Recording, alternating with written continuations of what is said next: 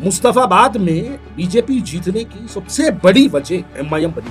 आप क्या करते हैं, मुसलमानों के नाम से आप निकलते जरूर बाहर हैं, लेकिन आप कैंडिडेट्स डालते हैं मुसलमानों के खिलाफ। आपको पूछना चाहूंगा कि हैदराबाद सांसद ने दिल्ली में खास करके ओखला और मुस्तफाबाद में डेवलपमेंट के ताल्लुक से उन्होंने बात करी, यहाँ पे तो आप अप्रिशिएट करना चाहिए। आपको दिल्ली की कच्ची टूटी फूटी सड़कें नजर आती हैं, गंगानगर के टूटे नाले नजर नहीं आते। और आने वाले इलेक्शन में क्या आप समझते हो कि कोई एक मैनिफेस्टो होगा एमआईएम की तरफ से? अगर जेल में एनकाउंटर हो जाओ नहीं जाएगी, जुडिशियल कस्टडी में डेथ हो जाओ नहीं जाए। कई ऐसे बच्चे हैदराबाद में जो 20-20 साल जेलों में रहे, मुकदमा नहीं लड़े कभी किसी का। एमआईएम देखिए दिल्ली में बोगस वोटिंग को भी लेकर उन्होंने वहां पे कुछ सवालात उठाए और शिकायत की। मैं सैयद सफदर अली मूसवी और मीम टीवी के प्राइम टाइम पर आप सबका वेलकम है, जहां पर बात होगी ओल्ड सिटी हैदराबाद के पुरानी गलियों से लेकर भारत की राजधानी दिल्ली तक। और मीम टीवी के स्टूडियो पे आज हमारे साथ मौजूद है जनाब ख्वाजा बिलाल अहमद साहब। बिलाल साहब बहुत बहुत खैर मकदम हमारे स्टूडियो पर। बहुत बहुत शुक्रिया मीम टीवी के इस रोल के लिए। और मीम टीवी आज के इस पुरमुनासिब दौर में वो काम कर रहा है जो काम हकीकी सफाहत को, यानी जर्नलिज्म को जो काम करना है वो काम मीम टीवी कर रहा है बिना किसी की परवाह किए बगैर। तो उसके लिए काबिल मुबारकबाद है मीम टीवी के तमाम मैनेजमेंट को और तमाम लोगों को, और बिलखुसूस आपको, कि आप बिना किसी से डरे, बिना किसी से सामने झुके, आप मीम टीवी के लिए और हक़ाइक़ को सामने लाने के लिए जो काम आप कर रहे हैं उसके लिए काबिल मुबारकबाद है आप। मैं शुक्रगुजार हूँ मीम टीवी का कि उन्होंने आज खुसूसी दावत पर मुझे यहाँ पर बुलाया। शुक्रिया बिलाल साहब। जिस तरीके से दिल्ली इलेक्शंस जो हमारे नज़रों के सामने से जो नतायज गुजर रहे हैं उस पर आप क्या कहना चाहेंगे? देखिए, आप दिल्ली इलेक्शंस के नतायज तो यकीनन बहुत चौंकाने वाले इलेक्शंस थे, नतायज थे। तो वो नतायज दरअसल हमको ये बात समझने की ज़रूरत है कि आप महाराष्ट्र देखते हैं तो महाराष्ट्र में अचानक से एक नतायज आपके सामने आते हैं जो सरप्राइजिंग रहता है आपके लिए।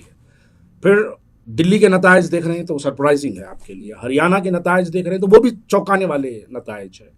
अब आने वाला बिहार का इलेक्शन है, वो भी आप लोगों के लिए चौंकाने वाले रहेंगे। पिछले 3-6 महीने के अंदर जो इलेक्शंस हुए हैं, महाराष्ट्र, बिहार, महाराष्ट्र, दिल्ली, हरियाणा, ये जो इलेक्शंस हुए हैं, भारतीय जनता पार्टी वो काम करने के अंदर कामयाब हुई जिससे भारतीय जनता पार्टी को तमाम लोगों के वोट, बिलखुसूस भारतीय जनता पार्टी इस वक्त वो वोट्स को कॉन्सेंट्रेट कर रही है। जैसा कि बहुत से ऐसे वोट्स दिल्ली में थे, जो मैं हिंदू कम्युनिटी की वोट की बात कर रहा हूँ, उन वोट को कॉन्सेंट्रेट करने की कोशिश दिल्ली इलेक्शंस में कामयाब हुई, जो पिछली मर्तबा आम आदमी को अपना वोटों का इस्तेमाल किया।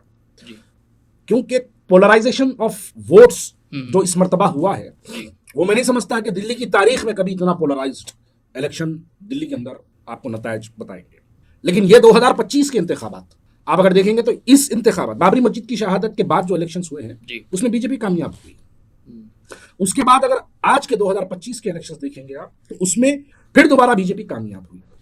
आखिर ऐसा क्या फॉर्मूला है बीजेपी के पास जो दिल्ली जैसे स्टेट को, एक जानिब बीजेपी कश्मीर जीत जाती है जहां पर कभी कोई उम्मीद नहीं थी, वहां जीत जाती है, लेकिन उस दौर में भी दिल्ली नहीं जीत पाई लेकिन कश्मीर जीत गई। आज अचानक से ऐसा क्या हो गया जिसके अंदर दिल्ली में बीजेपी वहां पर कामयाब हो गई? उसकी सबसे बड़ी वजह रही पोलराइजेशन ऑफ वोट। कौन लोग थे जो वोटों को पोलराइज करें? कौन लोग थे वो जो हिंदू मुसलमानों के अंदर एक नफरत पैदा करे? ये लोगों को पहचानने की जरूरत है।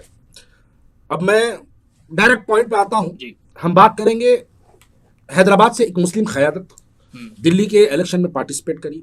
हैदराबाद के अंदर और हिंदुस्तान भर के अंदर का इनका जो नारा है, ये बीजेपी को हराने के लिए हम हिंदुस्तान भर के अंदर जाएंगे कह के जो है ये अपने मंसूबे बता के निकलते हैदराबाद से जरूर है, लेकिन दिल्ली जाके सिर्फ 2 सीटें, और दोनों पर भी जहां पर मुस्लिम सिटिंग एमएलए है वहां पर अपने कैंडिडेट्स को डालते हैं। ओखला और मुस्तफाबाद। ओखला और मुस्तफाबाद के दोनों मुस्लिम सिटिंग एमएलए। देखिए, कोई भी पार्टी का होगा, चाहे वो आम आदमी पार्टी का हो या कांग्रेस पार्टी का हो, आप यहां से नारा और पूरे हिंदुस्तान में नारा यही लगा के चलते हैं कि मैं बीजेपी के बढ़ते कदमों को रोकने के लिए आया। क्या आम आदमी पार्टी का कैंडिडेट बीजेपी का था? अमानतुल्लाह खान, जिसको आप हराने के लिए बड़ी शिद्दत से कोशिश करें, क्या वो बीजेपी का था? वो तो एक मुस्लिम एमएलए है, टूटा फूटा ही सही, लेकिन मुसलमान तो था। आज आप उसको हराने का पूरा मंसूबा करें। खैर, अल्लाह का करम रहा, वहां पर आपका मंसूबा कामयाब नहीं हुआ। लेकिन मुस्तफाबाद में एमआईएम बीजेपी जीतने की सबसे बड़ी वजह एमआईएम बनी है। एमआईएम ने एक ऐसे कैंडिडेट को मुस्तफाबाद के इलेक्शन में उतारा। जी। मैं ताहिर हुसैन साहब की बात कर रहा हूँ। ताहिर हुसैन साहब फिरका परस्त के नाम पर, उनको सीए एनआरसी के एहतजाज के नाम पर जी। उनको पिछले 6 साल 5 साल से जेल में रखा गया। एक चेहरा, एक कम्युनल चेहरा उनका पूरे हिंदुस्तान में बताया गया कि सीए एनआरसी के नाम पर जो है एक कम्युनल चेहरा है हिंदुस्तान, हैदराबाद, दिल्ली में, जिसका नाम ताहिर हुसैन है। उनको 5 साल बाद इलेक्शन में लाकर एमआईएम अपना टिकट खड़ा करवाना, ठीक है, जमहूरियत है, इख्तियारात है, लेकिन इसके क्या असर पड़ते हैं ये भी हमको देखने की जरूरत है। आप अगर गाड़ी धोते हैं तो आपको ये भी देखना, ख्याल करना जरूरी है कि आप गाड़ी पे पानी तो मार देंगे, लेकिन वो पानी किस जानिब जाएगा, आपको ये देखने की भी जरूरत है। बहुत से लोगों को मैं देख रहा हूँ, बहुत से लोगों को सुन रहा हूँ, बहुत से लोग कह रहे हैं कि भाई 2 सीट लड़ाए ना, बाकी 68 पे क्या हुआ। ये बहुत से लोगों का सवाल है, लेकिन देखिए, अब मैं इसकी मिसाल ज्यादा दूर से नहीं दूंगा। ये स्टूडियो, आपका जो स्टूडियो मीम टीवी का स्टूडियो है, यहाँ हम दोनों एक कमरे में बैठ के कुछ बात कर रहे हैं, तो क्या लगता है ये बात आपके मेरे दरमियान में खत्म हो जाएगी? नहीं होगी, ये बात निकलेगी। और आज हम सोशल मीडिया और डिजिटल मीडिया के दौर में जी रहे हैं। तो सोशल मीडिया और डिजिटल मीडिया का जो दौर है, ये दौर बातों को छुपाने का दौर नहीं है, ये दौर पब्लिक के अंदर बातें बाहर से अंदर लाने का दौर है। मुस्तफाबाद के अंदर इलेक्शन से 2 दिन पहले जो गाड़ी में सनरूफ खोल के जो नारे लगाए गए, तेरा मेरा रिश्ता क्या, ला इलाहा इल्लल्लाह, ये यकीनन सफदर साहब, ये आपका भी नारा है, ये मेरा भी नारा है, लेकिन ये नारा की अहमियत और ये नारे का जो तखद्दुस है, इसको आप अपने ईमानी तकाजे में रखें तो बेहतर है। ये तेरा मेरा रिश्ता क्या, वो मस्जिद में, तेरा मेरा रिश्ता क्या, वो ईमान के अंदर, तेरा मेरा रिश्ता क्या, वो एक कम्युनिटी के अंदर। लेकिन अगर हम ये 2 नारे निकल के अगियारों के बीच में ठहर के ये नारों को लगाएंगे, तो क्या अगियार ये नारे से मुश्तिल, क्या प्रोवोकेटिव नहीं होंगे? वो लोग उसका इस्तेमाल वो लोग नहीं करेंगे। वो लोग जब हमारा ये नारा सुनेंगे तो वो लोग ये कहेंगे कि ठीक है बेटा, तुम ये नारा लगा रहे, तो हम भी जय श्री राम का नारा लगाते। तो एक कम्युनल जो है एनवायरनमेंट क्रिएट होता है, एक कम्युनल इन्वायरमेंट इसका क्रिएट हो जाता। तो जब एक कम्युनल इन्वायरमेंट क्रिएट हो जाता तो 2 लाइन तकसीम हो जाते, एक हिंदुओं की लाइन बन जाती और एक मुसलमानों की लाइन बन जाती। जब हिंदुओं की लाइन बनती तो वो 85% की लाइन बनती। वो 85% आप देखेंगे पूरे हिंदुस्तान के अंदर बीजेपी की कामयाबी, बीजेपी की कामयाबी, बीजेपी की कामयाबी। आप क्या करते हैं, मुसलमानों के नाम से आप निकलते जरूर बाहर है, लेकिन आप कैंडिडेट्स डालते हैं मुसलमानों के खिलाफ। आप बोलते हैं बीजेपी को रुकाने जा रहा हूं, लेकिन आप काम करते हैं जाके कम्युनल तरीके से आप काम करते हैं। तो क्या ये जो कम्युनल नारे हैं, क्या ये दिल्ली के तमाम 70 सीटों को इफेक्ट नहीं करेंगे? निर्मल और आदिलाबाद में एक तकरीर दी गई थी, एक मैदान में तकरीर की गई थी, वो 15 मिनट वाली तकरीर सिर्फ एक छोटे से मैदान में की गई थी। क्या आप समझते हैं क्या वो 15 मिनट वाली जो तकरीर थी, क्या वो मैदान में दी गई है तो भाई वो वहीं खत्म हो जाना था? पूरे हिंदुस्तान में घूमी, वो कैसे घूमी? तो यही है, आप एक कॉन्स्टिट्यूंसी जब इलेक्शन लड़ते हैं, आप पे नजर पूरी दिल्ली की होती है।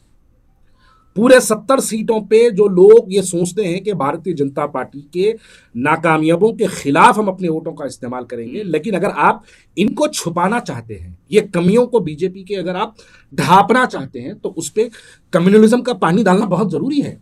और वो पानी डालने के लिए दिल्ली के अंदर हैदराबाद से क़यादत गई है और वो काम करने में कामयाब हुई है। लेकिन साथ ही साथ बिलाल साहब, यहाँ पर मैं आपको पूछना चाहूंगा कि हैदराबाद सांसद ने दिल्ली में खास करके ओखला और मुस्तफाबाद में डेवलपमेंट के ताल्लुक से उन्होंने बात करी। उन्होंने बताया कि यहाँ की कॉन्स्टिट्यूंसीज में रोड खराब है, नाला मोरी बहती और जो इंफ्रास्ट्रक्चर खराब है, तो ये अच्छी है यहाँ पे, तो आप अप्रिशिएट करना चाहिए उनको। हाँ, मैं अप्रिशिएट कर रहा हूँ उनको। डेवलपमेंट की बात करें हैं, पहली बार तारीख में डेवलपमेंट की बात करें हैं, तो गुजारिश है कि हैदराबाद के डेवलपमेंट की भी बात करें। हैदराबाद में भी गंगानगर की बात करें, हैदराबाद में भी अर्श महल की बात करें, हैदराबाद में भी हसन नगर की बात करें, हैदराबाद में भी ऐसे बहुत वार्ड से बहुत सी बस्तियां हैं, उनके भी डेवलपमेंट पे बात करें। हैदराबाद में आज भी हमारी माँ बहनें अपने घरों से निकलती है तो नाले पे लकड़ी लगा के लकड़ी पे चलने का रास्ता बनाती है, वो भी डेवलपमेंट पे बात करें। आपको दिल्ली की कच्ची टूटी सड़कें नजर आती हैं, गंगानगर के टूटे नाले नजर नहीं आते। आपको याकुतपुरे के अंदर जो हमारी बुजुर्ग हमारे जब नमाज को जाते हैं तो टखनों तक गंदे पानी में मस्जिद जाके पैर अपना धोते हैं, क्या वो आपको नजर नहीं आता? यकीनन डेवलपमेंट पे बात करनी चाहिए। डेवलपमेंट पे बात पहली बार असदुद्दीन अवैसी साहब ने 50 साल तारीख में डेवलपमेंट पे बात की है। मैं उम्मीद करता हूं कि हैदराबाद के भी डेवलपमेंट पे बात करेंगे, पुराने शहर के भी डेवलपमेंट। और आने वाले इलेक्शन में क्या आप समझते हो कि कोई एक मैनिफेस्टो होगा एमआईएम की तरफ से, जहां पे पूरा सियासी रुझान भी डेवलपमेंट पॉलिसीज पे होगा, ना कि ये फिरका परस्त बातें होगी? क्या वैसा देखेंगे? हिंदुस्तान की एक वाहिद जमात है एमआईएम, पॉलिटिकल पार्टी है एमआईएम, जिसका कोई मैनिफेस्टो नहीं होता। छोटी से छोटी पार्टी का भी मैनिफेस्टो होता है, लेकिन एक एमआईएम एक ऐसी पॉलिटिकल पार्टी है जिसका कोई मैनिफेस्टो नहीं होता। अगर आप इसका सवाल करेंगे कि सर आपका मैनिफेस्टो क्यों नहीं होता, तो आपको जवाब दिया जाता है हमारा मैनिफेस्टो अवाम की खिदमत करना, अवाम के मसाइल हल करना, और वो हम रोज करते हैं। अच्छा, वो हम रोज करते हैं दारुसलाम में बैठ के। अब देखिए, ये एक ऐसा मसला है, दारुसलाम में बैठ के कोई, अब दारुसलाम में मैं भी बहुत लंबा वक्त गुजारा, जी। मैं भी बहुत बैठा हूँ, तो वहाँ पर बैठने के बाद आप लोगों के अगर मसाइल सुनेंगे तो वहाँ पर ज़्यादातर मसाइल ये आते कि सर मेरा शौहर भाग गया, 8 दिन से नहीं आया, 15 दिन से नहीं आया। तो मसाइल ऐसे होते कि पुलिस वालों को फ़ोन करके ज़रा इनके शौहर को ढूंढ के दे दो। कोई आगे बोलता कि साहब मेरे पास घर में राशन नहीं है, तो कोई अगर रसूखदार कोई पैसे वाला वहाँ बैठा हुआ है तो उसको बुला के बोलते हैं कि घर में राशन डलवा दो। ये छोटे छोटे मसाइल हल करना, ये कम्युनिटी का अपलिफ्टमेंट नहीं हो सकता। जी। किसी के घर में खाना नहीं है, आप अगर खाना डलवा देते हैं तो एक वक्त का मसला हल होता है, उसकी आने वाली नस्ल का सुधार नहीं होता।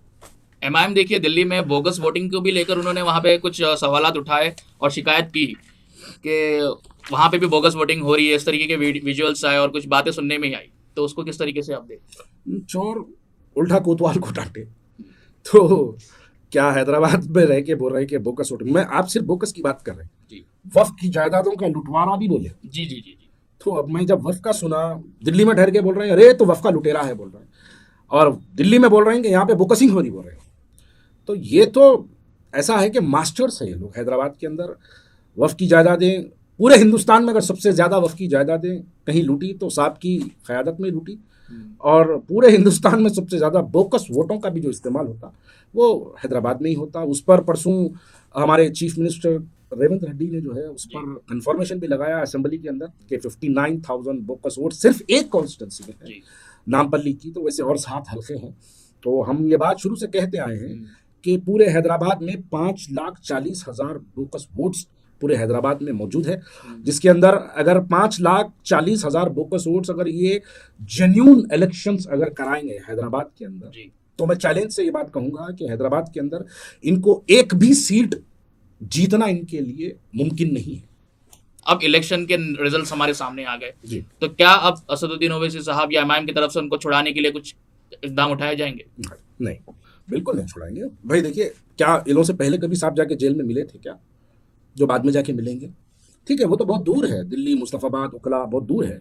हैदराबाद में ऐसे कई बच्चे जेलों में कई सालों से हैं। अगर जेलों वालों को अगर इन्हों याद करेंगे तो मैं समझता हूँ अब्दुल खदीर साहब को याद करना चाहिए। अगर जेलों में रहने के वालों को अगर टिकट दिया जाता तो मैं समझता हूँ हैदराबाद की एमपी की टिकट का दावेदार और एमआईएम के एक एमएलए का दावेदार अब्दुल खदीर साहब होते। 27 साल अपनी जिंदगी जेल में गुजारे। शहर के बुजुर्ग लोग ये बात जानते हैं कि उनको क्यों जेल में रखा गया। तो ये है, जेलों में रहने वालों को ये कभी याद नहीं करते। हाँ, जेलों में रहने वालों के नाम से अपनी सियासत जरूर चलाते हैं। आलेर एनकाउंटर में जो बच्चे मारे गए, क्या कोई एक एमआईएम का एमएलए आलेर एनकाउंटर के मरने वाले 5 शोहदाओं के घर पे जाके पुरसा दिया?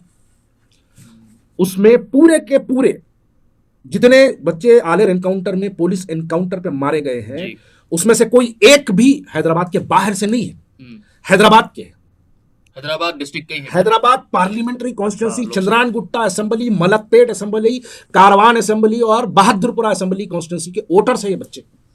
इनके घर पे पुरसा देने के तक एमआईएम वाले नहीं गए इनकाउंटर के बाद, लेकिन इनको जेलों में रहने वालों के नाम पे सियासत जरूर की जाती है। अगर जेल में एनकाउंटर हो जाओ नहीं जाएंगे, जुडिशियल कस्टडी में डेथ हो जाओ नहीं जाएंगे। कई ऐसे बच्चे हैदराबाद में जो 20-20 साल जेलों में रहे, मुकदमा नहीं लड़े कभी किसी का, लेकिन ऐसे चुनिंदा मीडिया जिसको ग्लैमर देगा, मीडिया के अंदर जो हॉट टॉक बनेगा, उसको उठा के लाके अपनी पॉलिटिकल पार्टी को चमकाने का काम ये यकीनन करेंगे। तो अब ये मुस्तफाबाद हो या उखला हो, ताहिर हुसैन साहब हो या शिफाउर रहमान हो, ये लोगों से जेल में मिलना तो बहुत दूर की बात है। अब ये इलेक्शन हो गया, इनका नाम ज़बान पे कभी नहीं आता। ये पुरानी आदत है एमआईएम की, और ये एमआईएम का एक नेचर है कि पॉलिटिक्स इनकी इसी बुनियाद पे टिकी हुई है और इसी पे लोग चलाते हैं। एक और सवाल ये भी है आपसे कि जिस तरीके से आप बता रहे हैं कि असदुद्दीन ओवैसी साहब हिंदुस्तान के मुख्तलिफ रियासतों में जा रहे हैं, बीजेपी को जिता रहे हैं, तो इसको किस तरीके से रोका जाए? देखिए, यही हमारी बदनसीबी है, यही हमारी कमज़ोरी है कि हम जिसको हम मुखालिफत में देखना चाहते हैं। देखिए, असदुद्दीन ओवैसी साहब को महाराष्ट्र से रोकने का काम, दिल्ली जाने से रोकने का काम, बिहार जाने से रोकने का काम जो है, ये हैदराबाद की आवाम पर ही आयद होता है जी। और इसकी जिम्मेदारी हैदराबाद की आवाम पे ही जाएगी। लेकिन हैदराबाद की आवाम की बदनसीबी कहूँगा मैं कि ये है कि हम जो चाहते हैं कि ये शख्स मैदान में उतरे और वो शख्स इनके खिलाफ इलेक्शन लड़े, आवाम भी चाहती है कि इनके खिलाफ इलेक्शन में लड़े, लेकिन वो जो ऐन इलेक्शन से पहले बिक जाते हैं, ऐन इलेक्शन से पहले कुछ पैसों की हवस में मुखालिफत छोड़ने की कोशिश करते हैं और इलेक्शन के दिन निकल के ये कहते हैं कि अखियार की पोलिंग बढ़ रही है और हमारी पोलिंग कम हो रही है, निकलो घरों से वोट डालो, जो कहते हैं। ये लोग 5 साल तक आवाम को ये बताने की कोशिश में रहते हैं कि मैं मुखालिफत कर रहा हूं, लड़ लो इलेक्शन, आ रो मैदान में, ये दावे पेश करते हैं। लेकिन जब इलेक्शन लड़ने का टाइम आता, कुछ मामूली पैसों में बिकना, ये हैदराबाद की एक सबसे बड़ी कमजोरी है और उसी की वजह है। ये इलेक्शन अगर लड़ लेते, ये इलेक्शन में अगर हैदराबाद में इनको रोकने का काम अगर करते, तो मैं नहीं समझता कि ये महाराष्ट्र जाके बीजेपी को जिताते, मैं नहीं समझता कि ये दिल्ली जाके बीजेपी को जिताते। आप अगर उनको यहीं पर इनके अपनी जाती परेशानियों में इनको गिरफ्त करके रख लेते, तो क्या ये महाराष्ट्र जाके इतना फ्री, आप कुछ पैसों की खातिर उनको फ्री वॉक दे रहे हैं और वो पूरे हिंदुस्तान में फिर के बीजेपी को जिता रहे हैं। तो हैदराबाद के अंदर एक सही मुखालिफत को पैदा करना चाहिए। हैदराबाद के अंदर एक सही मुखालिफ को तमाम लोग मिलकर, आज तो मुझे ऐसा कोई चेहरा नजर नहीं आता कि जो हैदराबाद में निकल के सही इनकी मुखालिफत करे। एक ऐसे चेहरे को बाहर आना चाहिए, उनकी हम तमाम लोग तायीद करेंगे अगर ईमानदारी से काम करें। बेईमानी से और कुछ पैसे कमाने आएंगे, हम उनका साथ नहीं देंगे, लेकिन अगर कोई ईमानदारी से इनके रोकने का अगर कोई काम करेंगे, तो तमाम मुखालिफिन मजलिस, मैं समझता हूं, उनके साथ जुड़कर उनको ताकत देने का काम करेंगे। और जब वो ताकत अपनी जाहिर करेंगे, तो असदुद्दीन ओवैसी साहब अपना घर संभालने के चक्कर में हैदराबाद में रुके रहेंगे। तो दिल्ली वाले अपना फैसला करेंगे, बिहार वाले अपना फैसला करेंगे, महाराष्ट्र वाले वो अपना फैसला करेंगे। वहां जाके 15 मिनट तेरा मेरा रिश्ता क्या, ये बयानात वहां पर देने से अगर रोकना है, तो असदुद्दीन ओवैसी साहब को मैं समझता हूं कि हैदराबाद में ही रोकना पड़ेगा। ऐसी पॉलिटिक्स जो सिर्फ पैसे कमाने के लिए अगर है, तो उससे पॉलिटिक्स छोड़ देना बेहतर है। किसी और मुखालिफ को आगे आना चाहिए, कोई और अच्छी शख्सियत को बाहर आना चाहिए। वो शख्स आके बड़ी ईमानदारी से अगर काम करेगा, तो मैं समझता हूं आने वाले इलेक्शन में हम इनको हैदराबाद की गलियों में ही मसरूफ रखने का काम किया जा सकता है। तो ये थे नाज़रीन हमारे साथ आज के गेस्ट मौजूद ख्वाजा बिलाल अहमद साहब। मीम टीवी के प्राइम शो पे किसी और दिन किसी और गेस्ट के साथ जरूर मुलाकात होगी। और बिलाल साहब, जब तक हमारे ये चैनल को सब्सक्राइब करिए, पुरपुरंडा हो जाएगा नहीं तो। मीम टीवी के ये वीडियो देखने वाले तमाम नाजरीन को मैं इस वीडियो के जरिए अपील करता हूँ कि मीम टीवी आज के दौर में हक़ाइक़ को बयां करने का काम कर रही है। और आज हक़ाइक़ को बयां करना ये कोई यानी फूलों पे चलने वाला काम नहीं है। इससे कितने मुश्किलों का, कितने तकलीफ़ों का सामना करना है, ये इस टीम को ही पता है कि कितने तकलीफ़ों से ये मीम टीवी जो है आज इस मुकाम तक पहुंचा है। लेकिन नाजरीन से गुजारिश की जाती है कि इसको आप लोग सब्सक्राइब करिए और इसके अंदर इनको, आपसे कोई उम्मीद नहीं है, इस चैनल को तवक्को आपसे कोई फाइनेंशियल एड की ज़रूरत नहीं है, लेकिन इनकी व्यूवरशिप बढ़ेगी तो मैं समझता हूँ यही इनके लिए हिम्मत अफजाई का काम होगा। तो मैं तमाम लोगों से कहूँगा कि गलत पुरपुरंडेस में मत आइए आप लोग, इस चैनल को सही तरीके से आवाम सब्सक्राइब करें और हक़ाइक़ को दिखाने का काम मीम टीवी करेगा। यही उम्मीद मीम टीवी के तमाम स्टाफ एंड मैनेजमेंट से यही उम्मीद है और सबसे गुजारिश है कि इसको सब्सक्राइब करिए।